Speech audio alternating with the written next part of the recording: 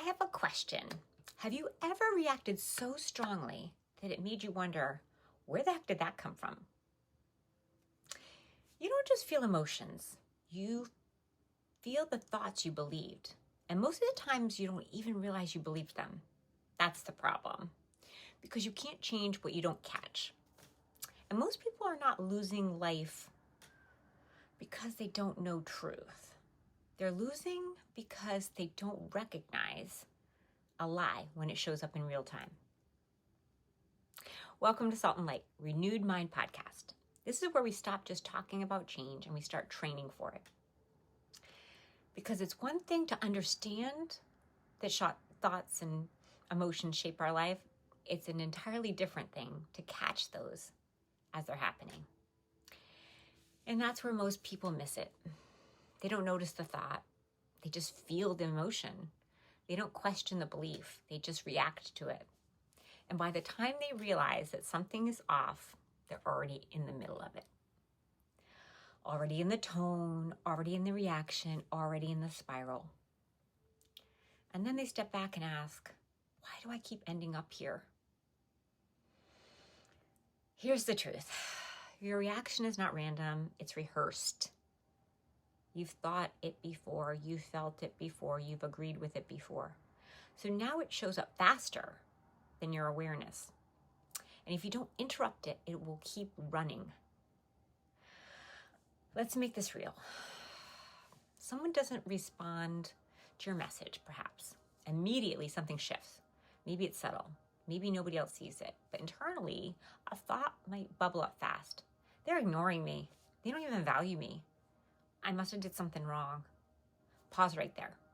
That wasn't a fact. That was an interpretation. But because you didn't catch it, you agree with it.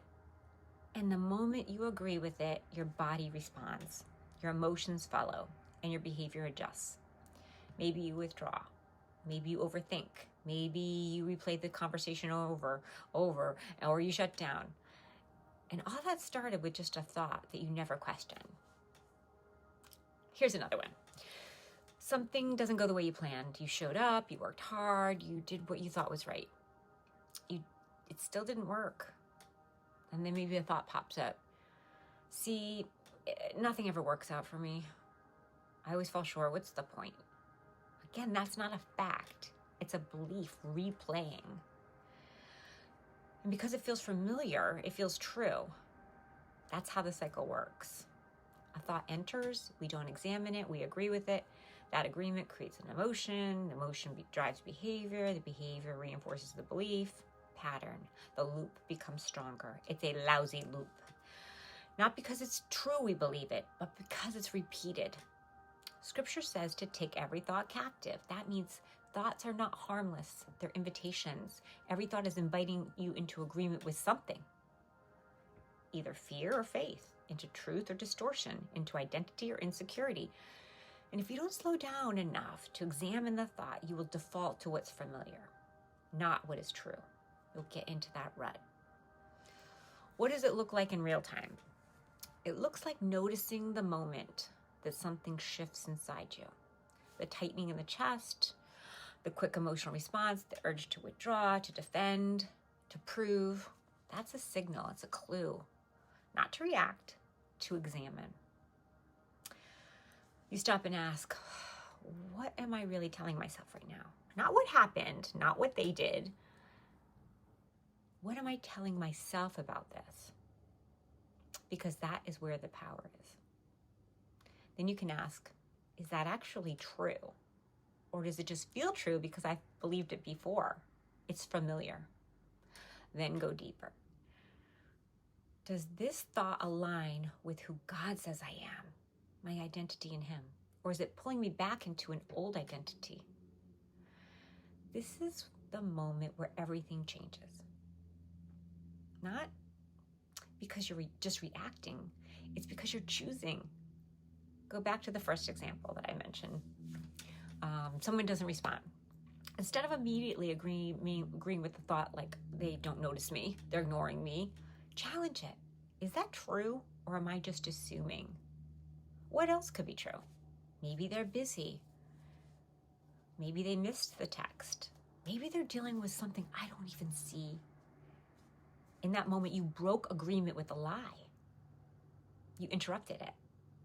And when you break agreement, the emotion shifts. The situation didn't change, but your interpretation did. This is how renewal actually happens, not in big moments, but in small, consistent interruptions, intentionally, thought by thought, moment by moment. You start catching things earlier. You start noticing patterns faster. You start realizing that not every thought we have deserves real estate in our head. Over time, things change. We don't spiral as quickly. We don't react as strongly. We don't internalize everything as personal. You've created space between the thought and the response. This is maturity, not perfection, just awareness.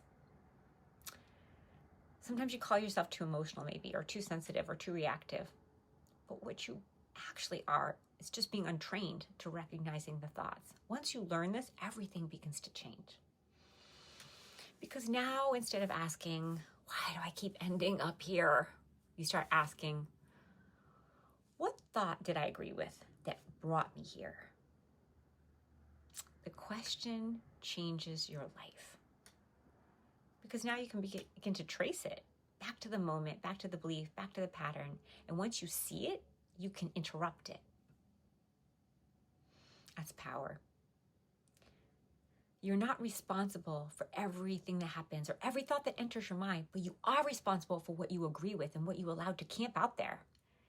Your life will always move in the direction of your strongest thoughts and agreements. Pay attention. Today, pay attention. When your mood shifts quickly, when you feel triggered, when you feel the urge to withdraw, defend, or prove, pause. Ask yourself, what did I just tell myself? Then write it down. If you have to, or at least note it. Because what stays automatic keeps control over you. Catch it, question it, replace it again and again and again. And until truth becomes more familiar than the lie ever was, just keep doing it. If this helped you in any way, share it with somebody who needs it. And follow me as we continue to learn together how to renew our mind and live aligned in truth and light.